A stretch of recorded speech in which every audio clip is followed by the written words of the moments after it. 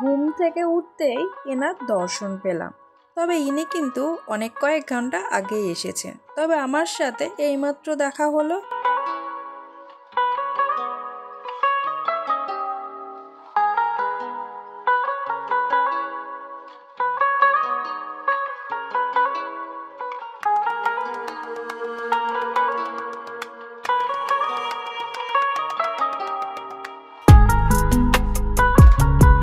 Hello everyone, good morning, welcome back to my channel Payel lifestyle. কেমন আছো তোমরা সবাই? আশা করি ভালো আছো। তোমাদের আশীর্বাদ ও ভালোবাসায় আমিও বেশ ভালোই আছি।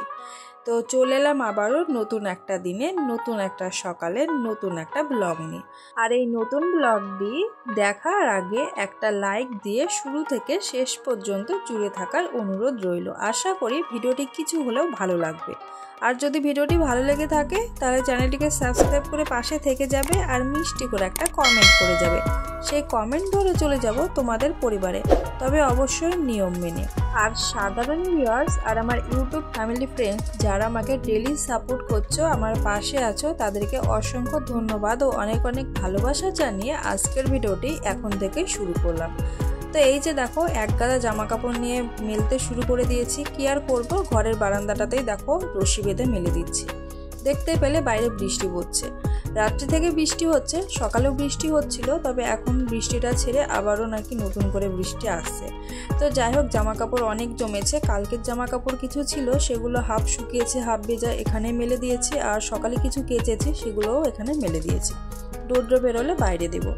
আর এই যে বস্তাটা দেখতে পাচ্ছ, এর মধ্যে কিন্তু জুতো রাখা আছে, মানে ওটা একটা জুতোর র্যাক বস্তা দিয়ে ঢাকা রয়েছে। আজকে আর সকালের কোনো কাজ তোমাদের সাথে শেয়ার করলাম না, চলে এলাম একেবারে সকালের ব্রেকফাস্ট নিয়ে। তো বৃষ্টি পড়ছে, সেই হিসেবে দেখো খিচুড়ি বানানো হয়েছে, আর খিচুড়িটা কিন্তু বেশ মশলা দেওয়া হয়েছে। এটা বড়বাবু বানিয়েছে। তোমরা মানে অনেকেই জানো যে আমার বড়বাবু আছে, উনি কিন্তু একটু মশলা বা স্পাইসি খাবার খেতে বেশি পছন্দ করে। তো চলো ব্রেকফাস্টটা কমপ্লিট করে নিই।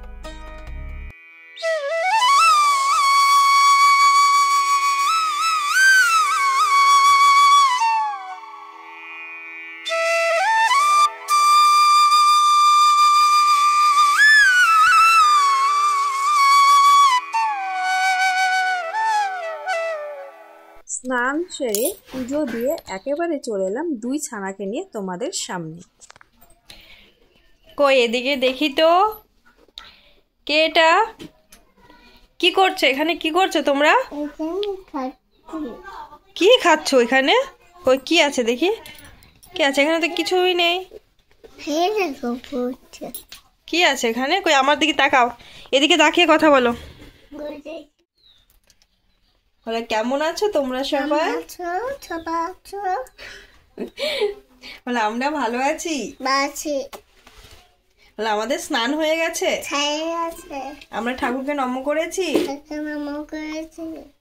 আচ্ছা বন্ধুরা, এই যে একেবারেই চলে এলাম পুজো করে। তো সকাল থেকে আর ভিডিওটা কন্টিনিউ করিনি, মানে একবার দেখছি রোদ দিচ্ছে, জামা কাপড়গুলো বাইরে বার করে দিলাম, আবার দেখছি বৃষ্টি এসছে, বারবার তুলতে হচ্ছে, তো একটু বিরক্ত হচ্ছিলাম, তাই ভিডিওটা মানে স্টার্ট করিনি।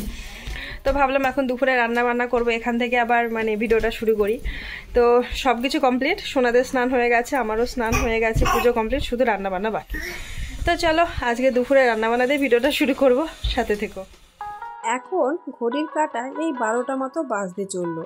বাকি দিনগুলো কি হয়, এই সময় আমার দুপুরের রান্না হাফ প্রায় হয়েই যায়।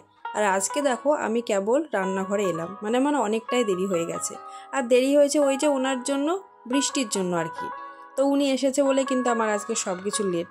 বারবার জামা কাপড় তুলতে যেতে হচ্ছে, একবার দিতে যেতে হচ্ছে, আর তার উপরে তোমার দুই ছানা রয়েছে, ওনাদেরকে খাওয়ানো স্নান করানো সব কিছু কমপ্লিট করে রান্নাঘরে আসতে কিন্তু একটু দেরি হয়ে গেল।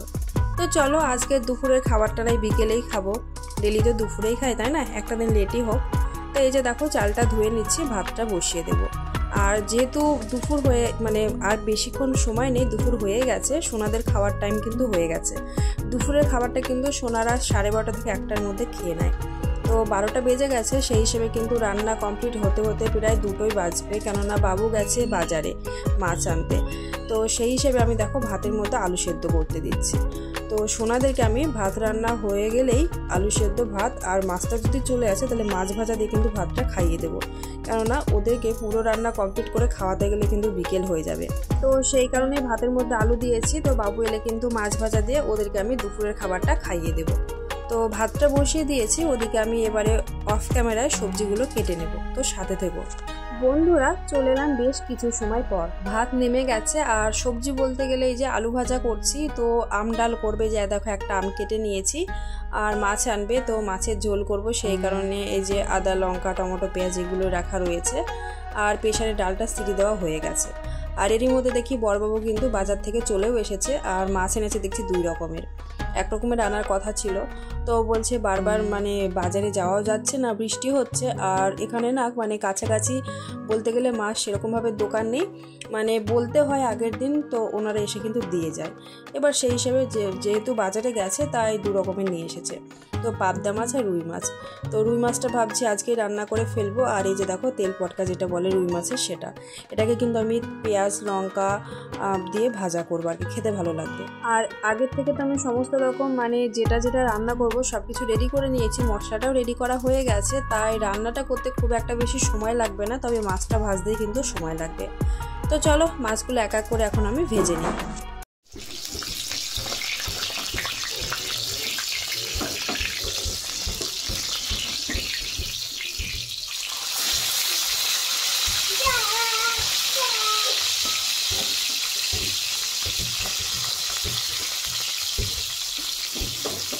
তো মাছ তো এদিকে ভাজা হচ্ছেই, আর এর মধ্যে কিন্তু অনেকটা সময় আমার সোনাদেরকে দেখানো হয়নি তোমাদের ওরা কি করছে। তো চলো সোনাদেরকে একটু দেখিয়ে দিই।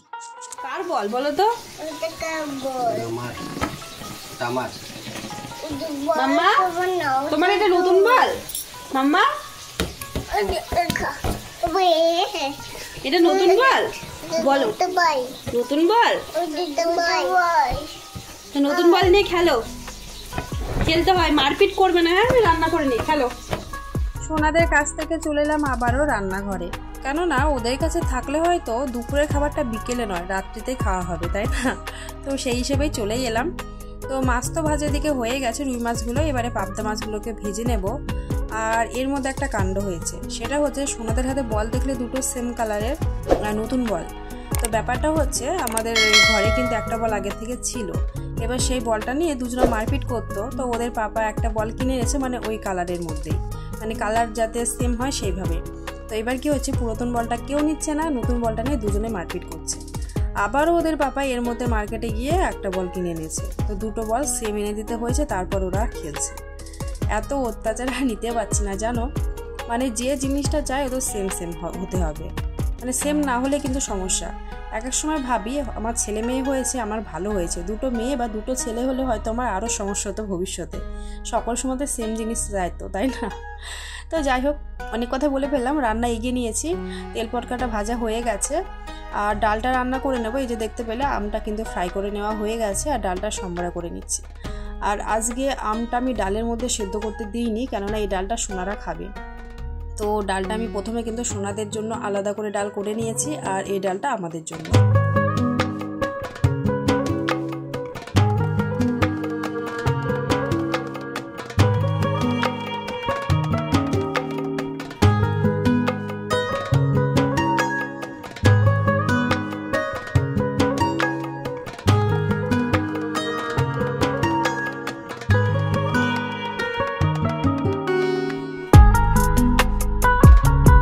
ডাল রান্নার পরেই রুই মাছের ঝোলটাও রান্না করে নিচ্ছি। তো রান্নাগুলো সেরকমভাবে আর ভিডিওর মধ্যে তুলে ধরিনি, কেননা ভিডিওটা এমনিতে অনেকটাই বড় হয়ে গেছে, আর তাছাড়া আমারও কিন্তু রান্না করতে লেট হয়ে গেছে, তাই একটু একটু করে তোমাদের মধ্যে সমস্ত রান্নাগুলো তুলে ধরেছি।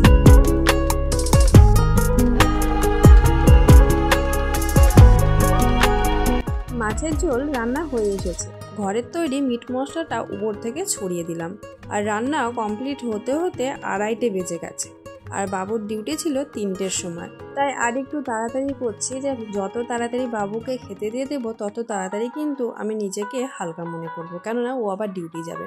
তো তো এই যে দেখো সমস্ত রান্না কমপ্লিট হয়ে গেছে। আম ডাল, ওদিকে মাছের ঝোল, আর পাশে রয়েছে আলু ভাজা। আলু ভাজাটা সোনাদের জন্য স্পেশালি।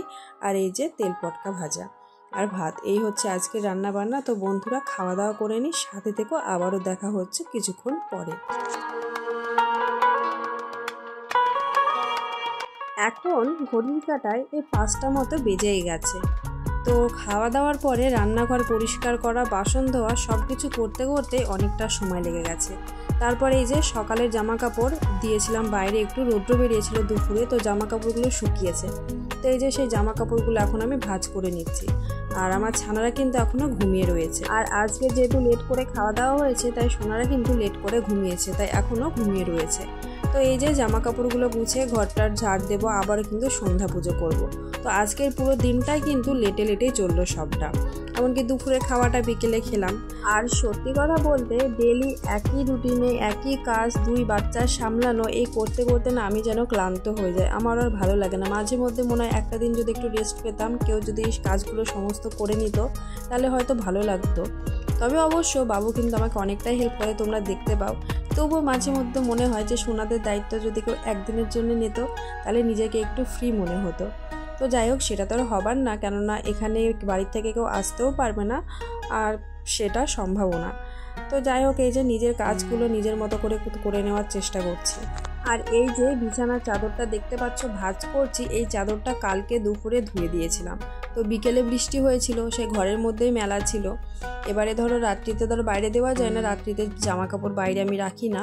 তারপরে সকালে বৃষ্টি হয়েছে, মানে ঘরেই ছিল। তবে এই চাদরগুলো কিন্তু শুকাতে খুব একটা বেশি সময় লাগে না, অল্প সময়ে শুকিয়ে যায়। তো দুপুরে রোদটা দিয়েছিল, সেই রোদে কিন্তু শুকিয়েছে। তো এই জামা কাপড় টানা হাঁচড়া করতে করতে আমার যেন আরও সময়টা বেশি লেগে যাচ্ছে। আর ওই যে শাড়িটা দেখতে পাচ্ছ, পুজো দিতে গিয়েছিলাম, পরেছিলাম। তো শাড়িটা এখনও কিন্তু আলনাতেই পরে রয়েছে, কারণ একটু টেলারের কাছে নিয়ে যেতে হবে, কাজ রয়েছে শাড়িটার। তো সময় পাচ্ছি না, সময় সুযোগে কিন্তু টেলারের কাছে নিয়ে যেতে হবে। তো চলো বন্ধুরা, ভিডিওটা আজকে অনেকটাই বড় হয়ে গেছে। একটাই অনুরোধ করব, ভিডিও স্কিপ করে দেখবে না, যতটুকু দেখবে মানে একটা না দেখে ছেড়ে দিও। আর ভিডিওটি কেমন লাগলো কমেন্ট বক্সে অবশ্যই জানিও। দেখা হবে নতুন কোনো ব্লগে। টাটা বন্ধু।